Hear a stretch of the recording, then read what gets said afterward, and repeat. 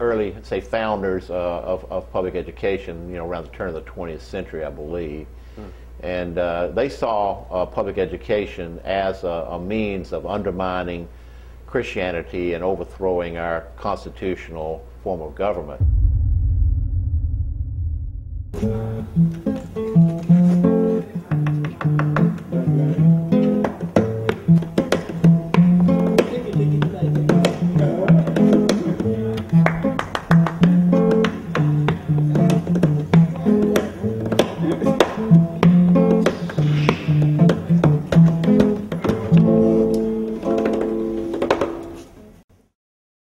I believe it was Potter who said that children will not be able to unlearn in one Sunday what we've taught them for 5 days of public education. Is that a... Yes, that's correct. That's a paraphrase of it. Okay. Yes.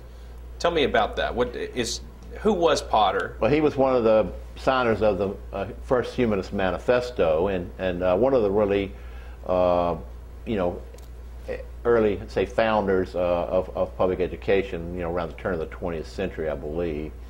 And they saw public education as a means of undermining Christianity and overthrowing our constitutional form of government. If you look at the early founders, Horace Mann and all those people, that was their view. Now, how do you know that?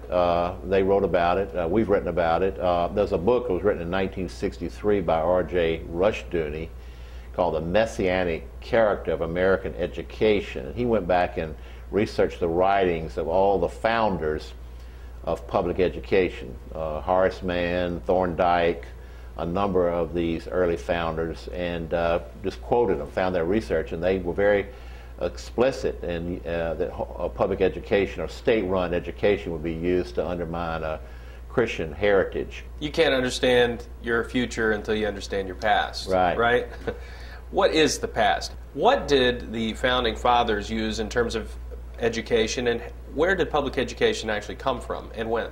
There were no state-run public schools in the United States for about the first 200 years as we know it today.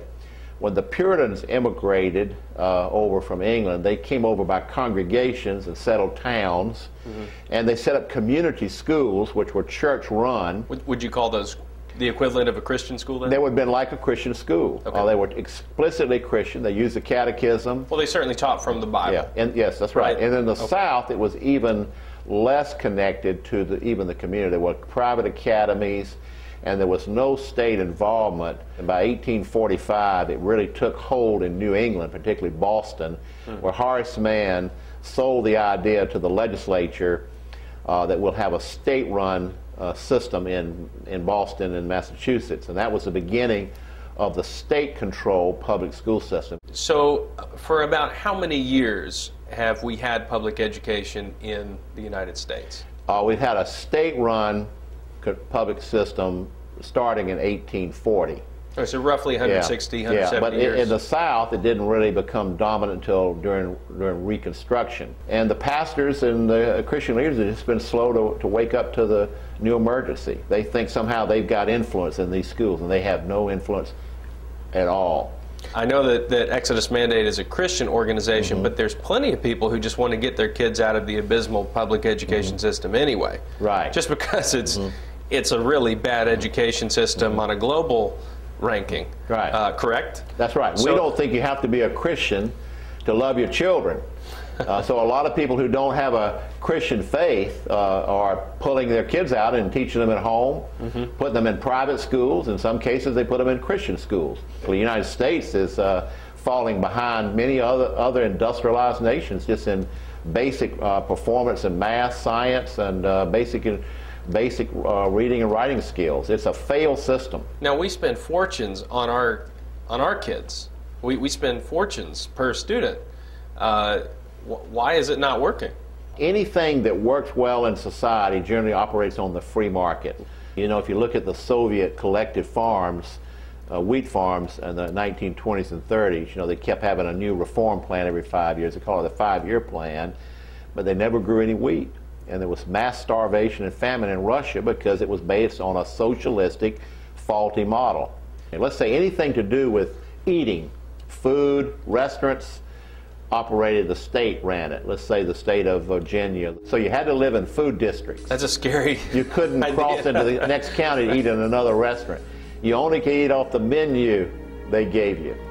You only could use the certified food handlers, and they taxed you to pay for your food. What kind of health will we have? Will we be all sick and diseased? And this is what's happened to us educationally.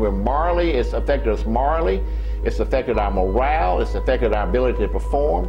We're a failing culture because it's a faulty model. I mean, who's ever heard a failing model? If you were running a restaurant and people were getting sick, you had bad food, and then you're running an incompetent restaurant, you'd go out of business. But in public education, they say, we're doing a bad job, the children are not learning, we're going to raise taxes and spend more money on these schools that are not succeeding. It's crazy.